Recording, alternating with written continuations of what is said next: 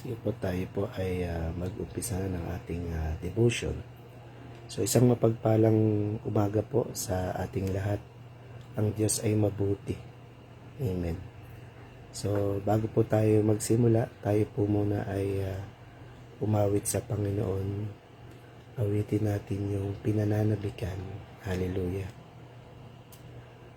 Panginoong Jesus, lagi kayong pinananabikan ng puso kong ito.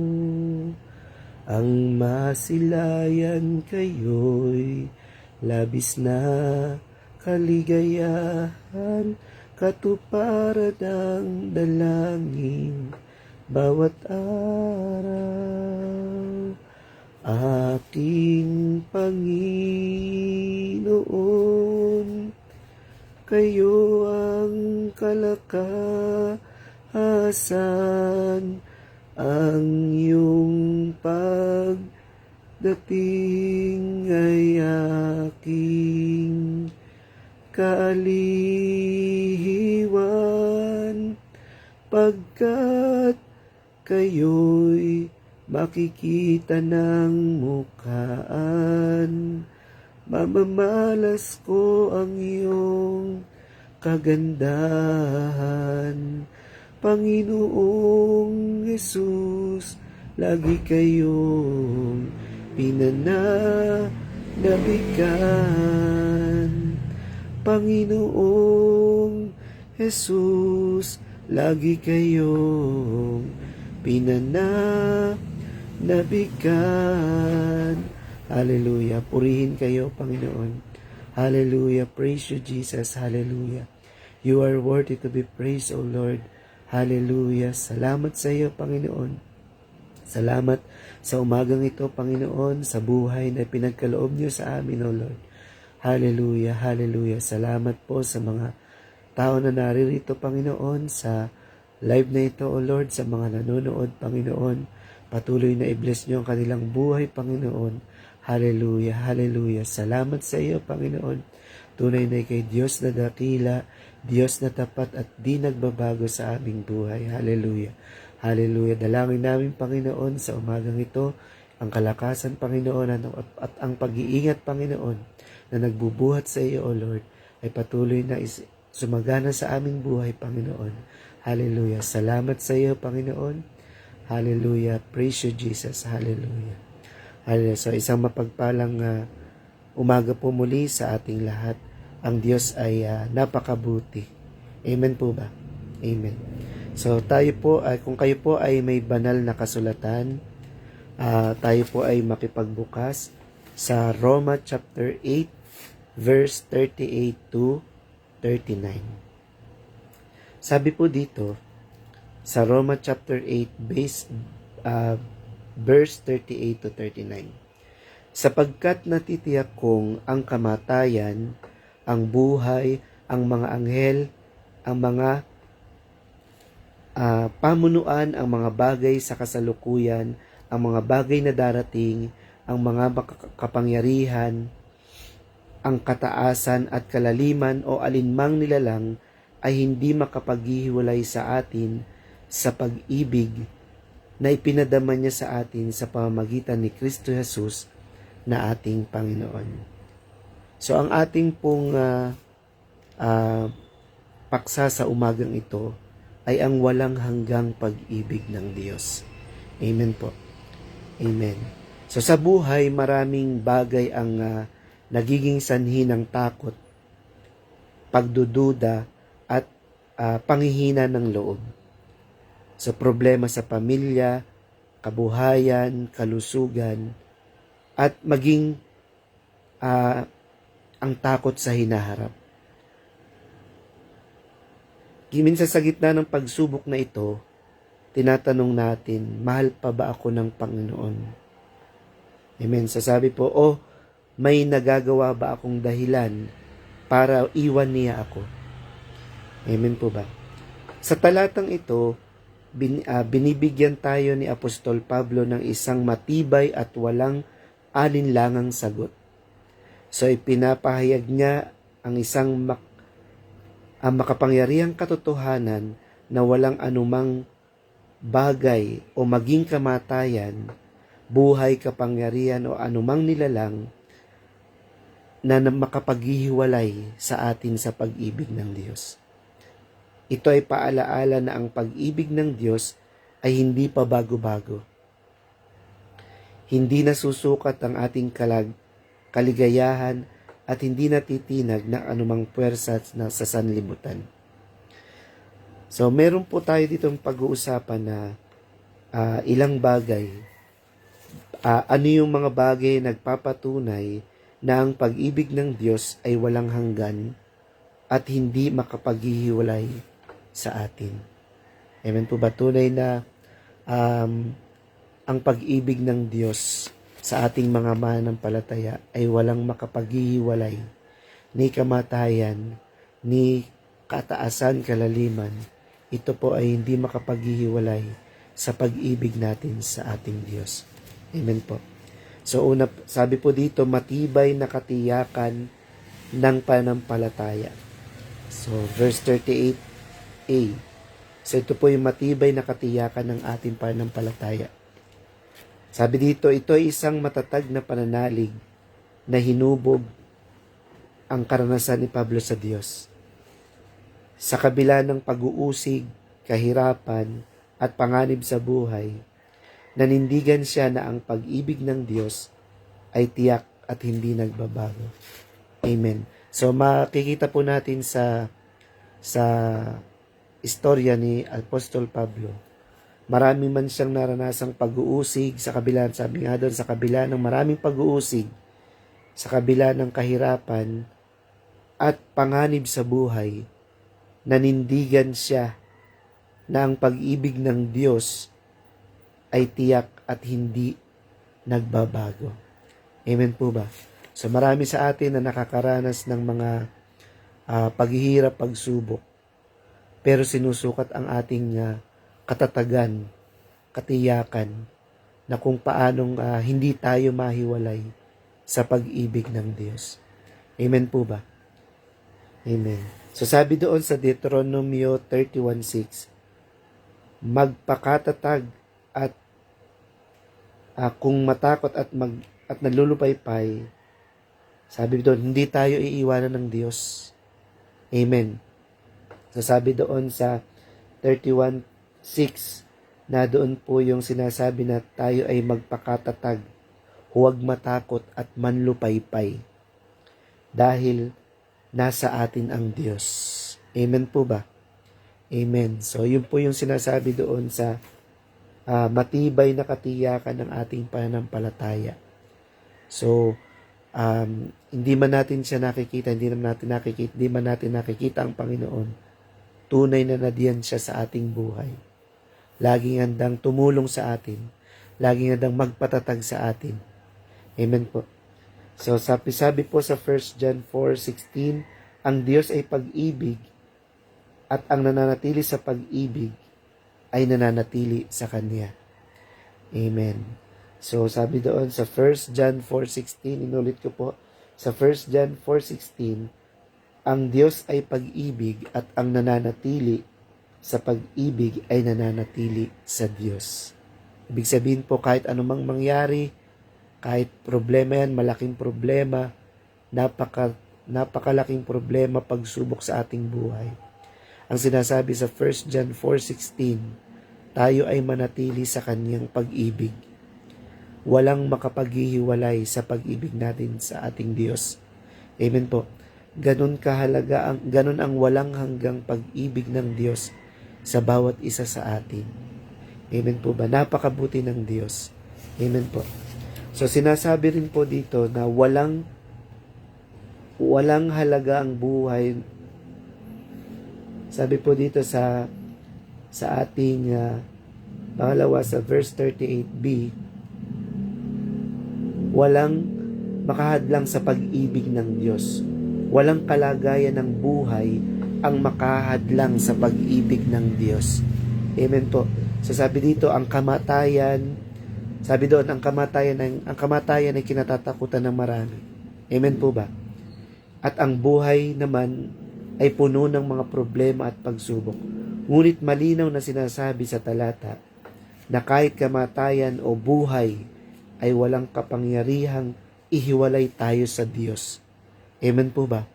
So, di po ba kahit nga ang ibang mananampalataya ay baga kinuha na ng Panginoon, pero naroon pa rin yung pagmamahal, naroon pa rin yung pag-ibig ng Diyos sa bawat isa.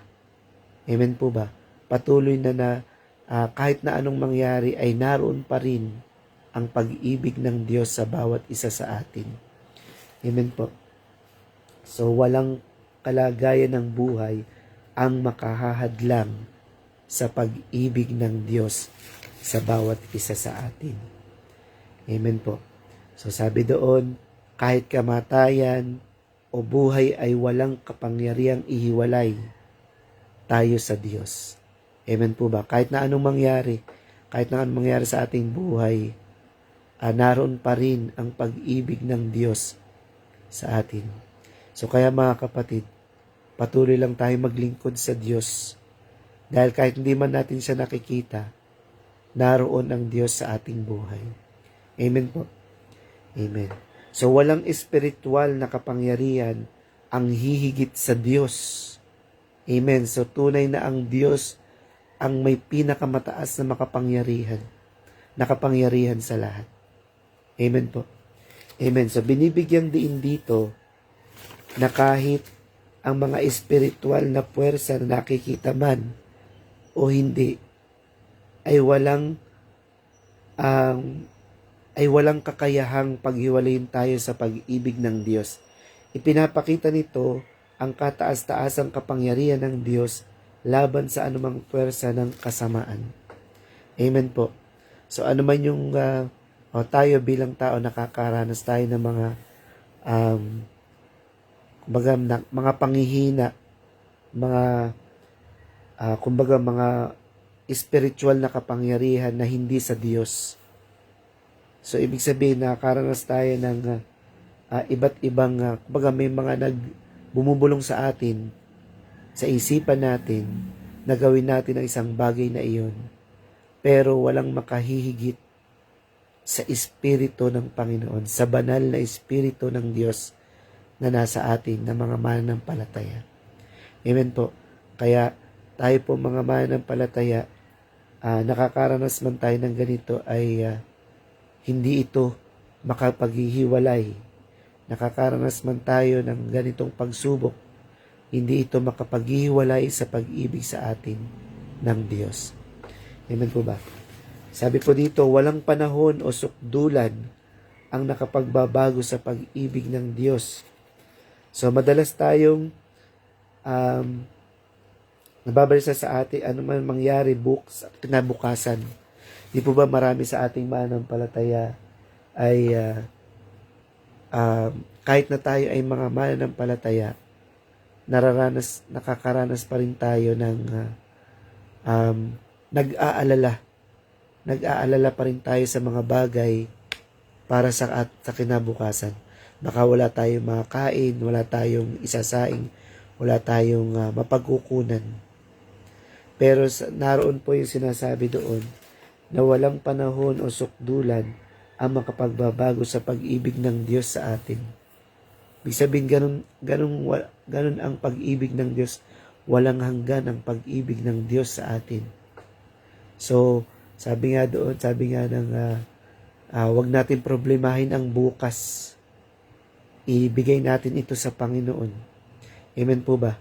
So, tunay na napakabuti ng Diyos dahil sa meron o sa wala tayo ay iniingatan, pinaprovide sa atin ng Diyos ang ating mga pangangailangan sa ating buhay.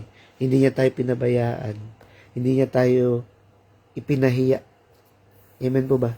Hindi tayo pinabayaan ng Diyos sa bawat araw. Lahat ay pinuprovide ng Panginoon sa atin. Kaya po, ang nais ng Panginoon ay ibigay natin yung pinaka-the best sa Kanya. na paglingkuran natin siya ng ating buong puso, ng buong buhay natin. Amen po ba? Amen. So, walang panahon o sukdulan ang makapagpabago sa pag-ibig ng Diyos sa atin. Ano man yan, ano mang kalalagayan natin sa buhay, ano mang nararanasan natin sa buhay, walang makapagbabago noon sa pag-ibig natin sa Diyos. Nakaranas ka man ng mga pagsubok, kahit nakaranas ka man ng mga paghihirap, yung anumang kalagayan mo sa iyong buhay, walang makapagbabago noon ng pag-ibig natin sa Diyos. Amen po. Amen. So, ang pinagmumulan ng walang hanggang pag-ibig ay ang sentro ng lahat.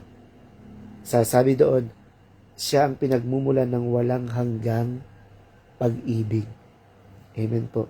So, ang sentro ng lahat ng katiyakang ito ay si Kristo Jesus. Sa Kanya nakahayag ang pag-ibig ng Diyos sa Kanyang buhay, kamatayan at muling pagkabuhay. Hanggat tayo nasa kay Kristo, tayong lahat ay ligtas sa pag-ibig ng Diyos. So, napakaganda po, no? Sabi doon, hanggat tayo ay na kay Kristo, tayo'y ligtas sa pag-ibig ng Diyos. Amen po ba? So, tayo pong mananampalataya. So, sabi dito, ang pinagmulan ng walang hanggang pag-ibig ay yung katiyakang ito ay na kay Kristo. Amen po ba? So sa Kanya nahayag ang pag-ibig ng Diyos sa Kanyang buhay, kamatayan at muling pagkabuhay, hanggang tayo nasa Kanya kay Kristo, tayo ligtas sa pag-ibig ng Diyos. So kaya nga po mga kapatid, patuloy lang tayong maglingkod sa Diyos. Ano mang kalalagayan natin, ano man yung nararanasan natin sa buhay, patuloy tayong maglingkod sa ating Diyos. Walang makapaghihiwalay sa atin sa pag-ibig ng Diyos. Amen po. Amen. So kahit kamatayan, kahit ano pang pagsubok na napakalaking pagsubok na dumaan sa atin, patuloy tayong nakakatawag sa Panginoon. So hindi sabi nga po, hindi lang sa kaligayahan tayo ay tumatawag sa Panginoon. Sa kalungkutan man, sa kawalan man, sa panghihina natin, sa panghihina na ating katawan, sa panghihina na ating lupang katawan, ay patuloy na tumatawag tayo sa Panginoon. Amen po. Walang hanggan ang pag-ibig ng Diyos sa atin. Walang makapaghihiwalay sa atin sa pag-ibig ng Diyos. Napakabuti ng Diyos. Amen po. Amen. So, yun po yung mga bagay na masasabi natin walang makapaghiwalay sa atin sa pag-ibig ng Diyos. So, may katiyakan. May katiyakan, may matibay na katiyakan ng pananampalataya. So, walang hanggan ng buhay, walang kalagayan ng buhay ang makahadlang sa pag-ibig natin sa ating Diyos. Walang espiritual na kapangyarihan ang hihigit sa Diyos. Walang panahon o sukdulan ang makapagbabago sa pag-ibig ng Diyos sa atin.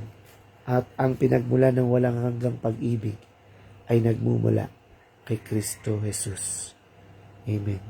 So salamat po sa ating mga naririto na tunay na tayong mga mananampalataya ay anuman ang pagsubok, walang makapaghihiwalay sa atin sa pag-ibig ng Diyos. Amen po ba? Amen. So salamat sa Diyos, salamat sa ating lahat, at patuloy na maglingkod lamang tayo sa Diyos ng ating buong puso, ng ating buong kaluluwa at pag-iisip. Hallelujah. Salamat sa Diyos. Hallelujah. Sige po, tayo po ay yumuko at manalangin. Panginoon, maraming salamat po sa oras na ito, Panginoon, sa pag-aalay namin ng iyong salita, O Lord, sa pag-aaral namin ng iyong salita, Panginoon. Patuloy na Naliwanagan kami, Panginoon, ang bawat isa sa amin, na ang walang makapaghiwalay sa amin sa pag-ibig namin sa inyo, O God. Maging kamatayan man, Panginoon, maging ito ay pagsubok man, Panginoon, sa aming buhay. Hindi kami matitinag, magiging matatag kami, Panginoon, sa pag-ibig ninyo, O God. Hallelujah. Salamat sa iyo, Panginoon, dahil ikaw ang aming Diyos ng pag-ibig, Panginoon, na nakatitiyak kami, Panginoon, na kami ay magkakaroon ng buhay na walang hanggan. Hallelujah sa inyo, O God. Hallelujah. Salamat sa iyo, Panginoon. Salamat sa buhay na pinagkaloob niyo sa amin, Panginoon. Salamat sa mga paghihirap ninyo, Panginoon, para sa amin, O God. Salamat sa pagmamahal ninyo, Panginoon. Hallelujah. Praise you, Jesus. Hallelujah. Hallelujah, Jesus. Hallelujah. Salamat sa iyo, Panginoon. Tunay na kay Diyos na dakila, Diyos ng pag-ibig, Panginoon, sa bawat isa sa amin. Hallelujah. Ano man yung kalalagayan namin, Panginoon, ano man yung kahinaan namin, Panginoon, ano man yung aming pagkukulang, Panginoon, sa inyo, patuloy na ang pag-ibig ninyo, Panginoon, sa amin, ay ibinibigay nyo sa amin, Panginoon. Hallelujah. Hallelujah. Praise you, Jesus. Hallelujah. Hindi man kami karapat-dapat, Panginoon, pero minahal nyo kami, Panginoon. Hallelujah. Hallelujah. Salamat sa iyo, Panginoon. Hallelujah. Hallelujah. Ang lahat po ng ito ay buong kagalakan naming tinataas at hinahayag sa iyong matamis na pangalan. Ang lahat po ay magsabi ng Amen. Amen. Hallelujah. God bless po sa ating lahat at isang mapagpalang umaga po muli sa ating lahat, mga kapatid, sa ating Diyos. Tandaan po natin, walang makapaghiwalay sa pag-ibig sa atin ng Diyos. Amen po. Amen.